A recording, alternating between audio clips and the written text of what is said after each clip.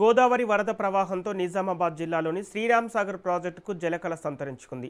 ఎగువ ప్రాంతాల్లో కురుస్తున్న భారీ వర్షాల ప్రభావంతో ఎస్ఆర్ఎస్పీకి భారీగా వరద నీరు వచ్చి చేరుతోంది. ప్రస్తుతం ప్రాజెక్టులోకి 85,000 క్యూసెక్ల ఇన్ఫ్లో నమోదవుతున్నట్లు జలవనరుల శాఖ అధికారులు వెల్లడించారు. మహారాష్ట్రతో పాటు క్యాచ్మెంట్ ప్రాంతాల నుంచి భారీగా నీరు చేరుతుండటంతో ప్రాజెక్టు నీటి మట్టం క్రమంగా పెరుగుతోంది.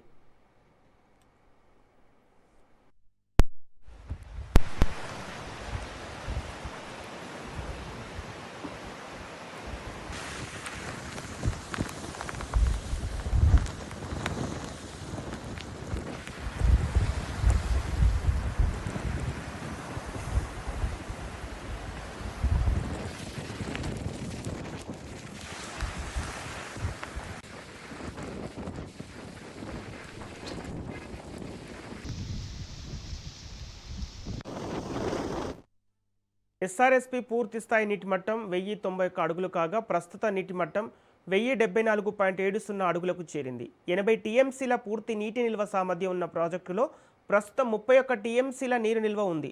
వరద ప్రవాహం నేపథ్యంలో జలవనరుల శాఖ అధికారులు అప్రమత్తమయ్యారు.